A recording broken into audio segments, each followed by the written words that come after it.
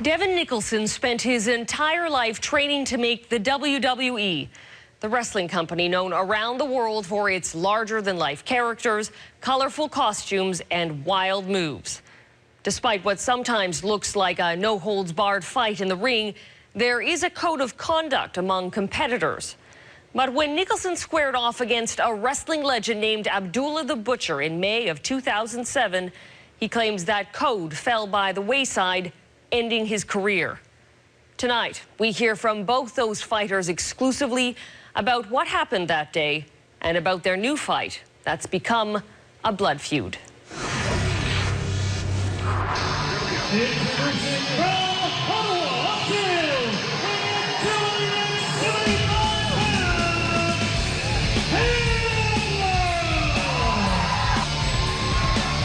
My name is Devon Nicholson. I'm from Ottawa, Ontario. And for as long as I can remember, all I've ever wanted to be was a pro wrestler.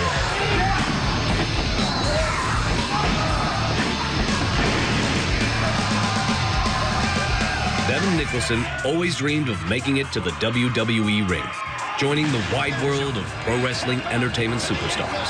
WWE is the highest level of professional wrestling in the world.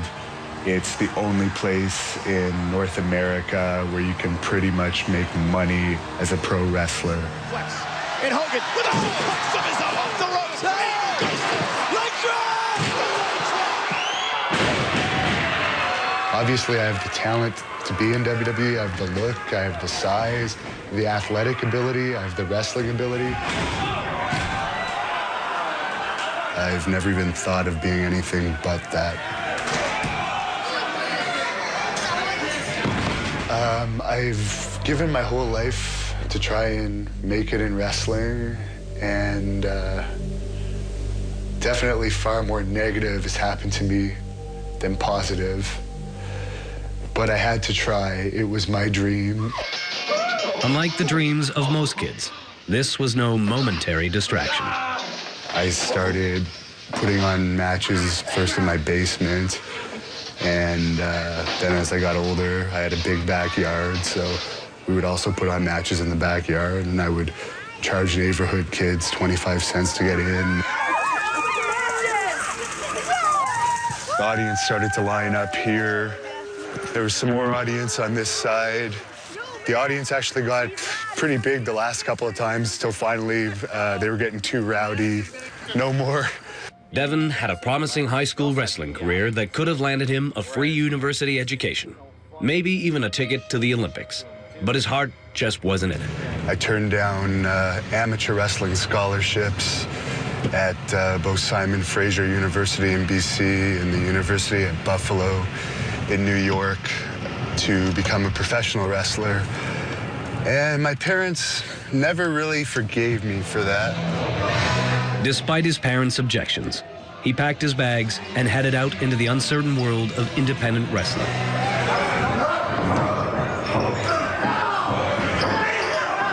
A world of small crowds, small paychecks, only the far-off hope of one day getting that big break of making the WWE. So yeah, I wrestled all over Canada, in Puerto Rico, Trinidad, the Dominican Republic, England, Scotland, Ireland, lots of places in the States.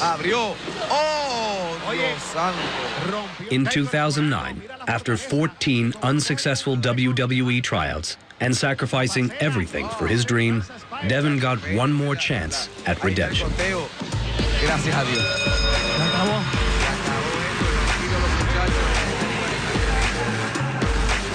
I decided, I'm getting older. I mean, I've been at this a long time. I'm not going to screw this up.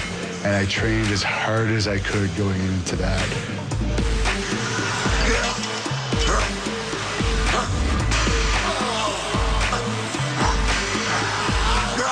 And I went into that tryout with the sole purpose of getting a contract. I wasn't taking no contract for an answer. So exactly 30 days after the camp, they gave me the call. And they're like, we love your attitude. We think you do great in WWE. We would like to offer you a contract. Do you accept? And I said, yes. And then they were like, wanted to go over the details of the contract. And I'm just like, yes, yes, yes, yes, yes, agreeing to whatever it is. I didn't care what the money was. I was just so happy that like my dream was coming true.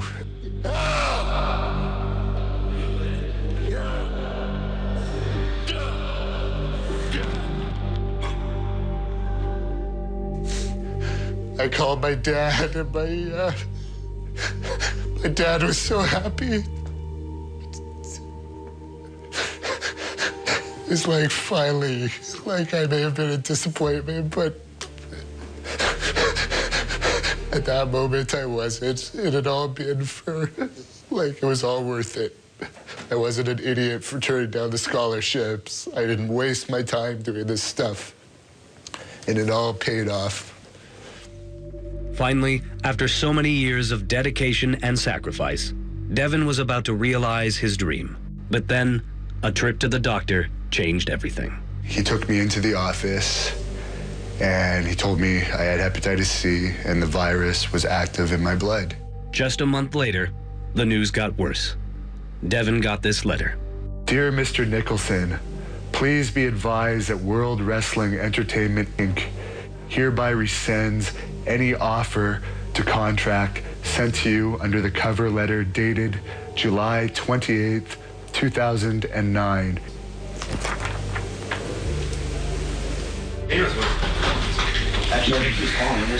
No sooner had Devon reached his WWE dream than it was snatched away. If I had a year in WWE, I'd die happy. I really would. I would take that in a second. Over $50 million. The WWE has a no-blood policy to stop the spread of disease. That means when wrestlers bleed, the match is supposed to stop. With that no-blood policy in place, Devon says Hep C shouldn't have cost him his contract. I have filed a lawsuit against WWE for discriminating against me because I have hepatitis C. With their no-blood policy in place, I am no danger to anybody in WWE. We wanted the WWE to explain why the organization rescinded Devon's contract. But World Wrestling Entertainment declined to talk about the case, saying the matter is before the courts. Devon wants the WWE to answer for canceling his contract, but he also wants an answer to an even more important question. Like, how the hell could I have caught this? The only thing I could think of was I'd had a lot of bloody matches with Abdullah the Butcher. Abdullah the Butcher, who just smashed a bottle on his head. Next on 16 by 9. Am I seeing what I think I'm seeing? He's cutting me. Friendly foes turned into bitter enemies.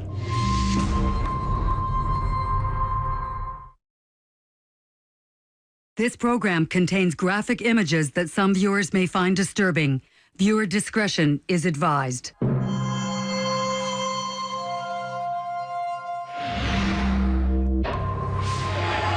We are in trouble here tonight. But what's For 50 years, a Canadian-born wrestler, the man they call Abdullah the Butcher, built a fearsome reputation for violence. He is just spinning in the guardrails, spinning in the crowd. Here we go. Abdullah the Butcher's real name is Larry Shreve. He's been wrestling since 1958, and his wrestling gimmick is he bleeds and other people bleed when they're involved in matches with him. It's unbelievable. It's a massacre. It's a massacre, voice. Another Canadian wrestler, Devon Nicholson, stepped into Abdullah's bloody ring many times. Absolutely. And they're very bloody, very violent, and very gory matches. And when I found out I had hepatitis C, I automatically thought I had to have got it from this guy. So I started reviewing the matches.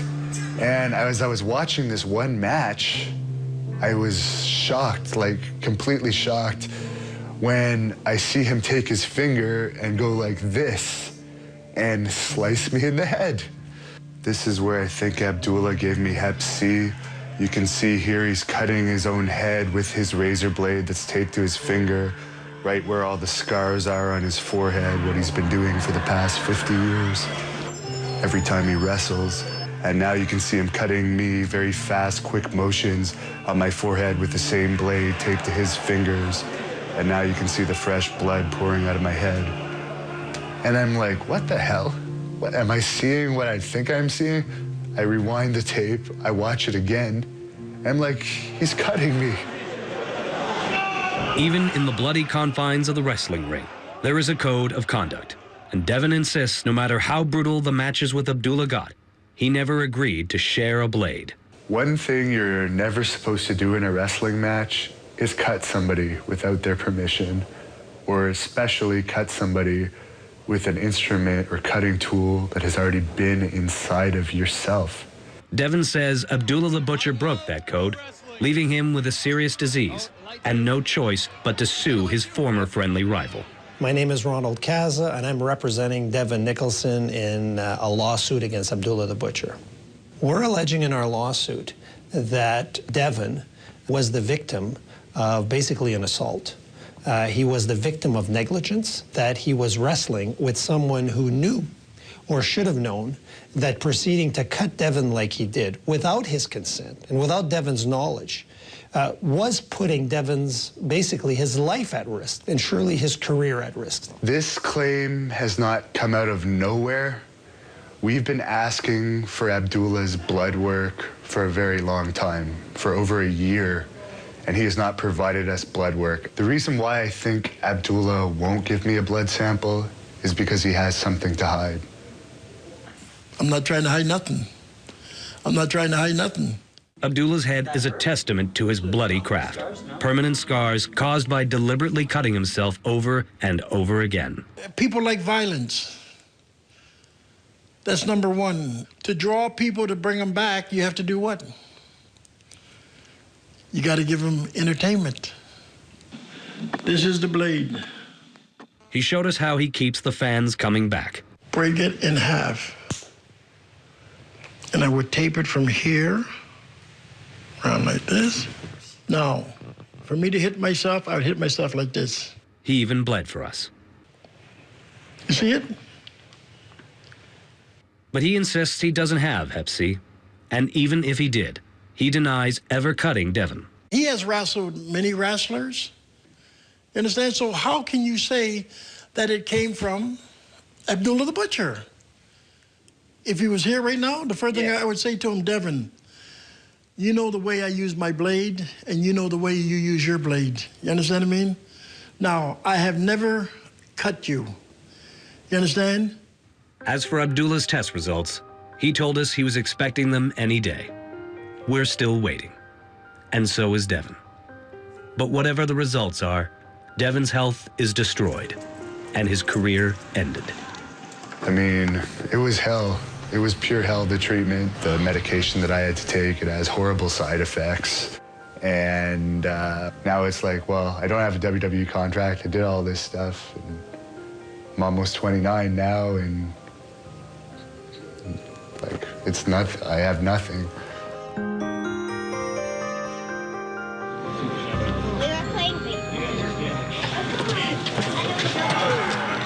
Suffering from a potentially deadly disease, Devon has finally come to a heartbreaking decision.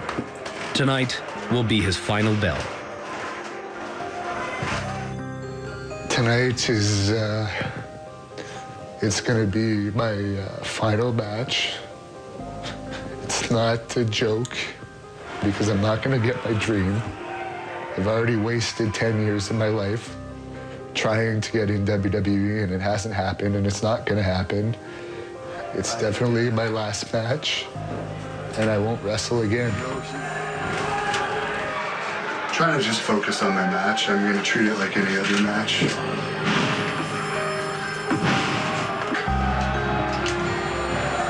I've laced these up. I don't know how many matches I've had, but it's been well over 1,000.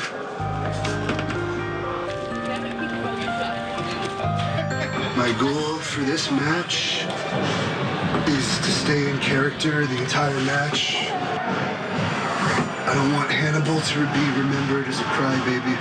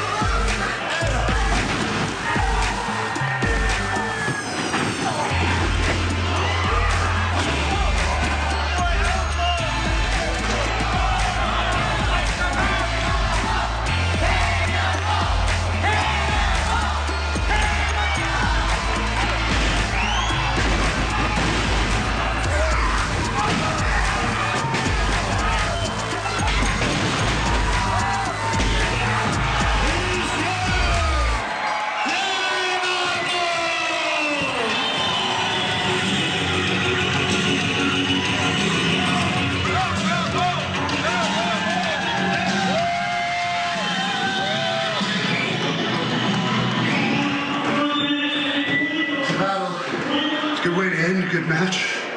The fans love it. You can't ask for better than that. It's over. I'm gonna cry, but it's over.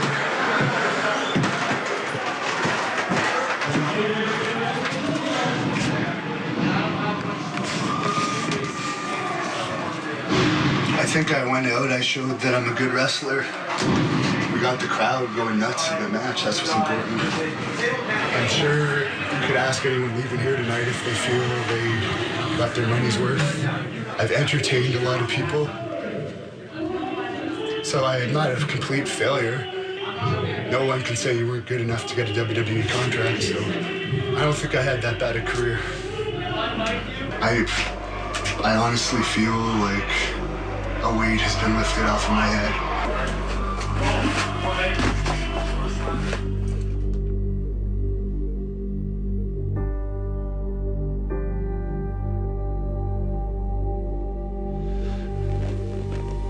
I've given my whole life to try and make it in wrestling, and it was my dream, and at least I can say I tried my best.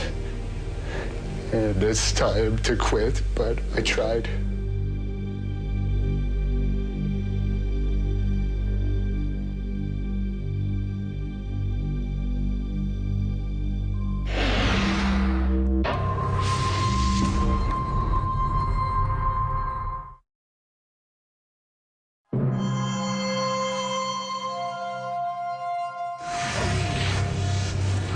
And that is our show for this evening. For more unedited scenes from tonight's story on employee monitoring, head to our website at global16by9.com.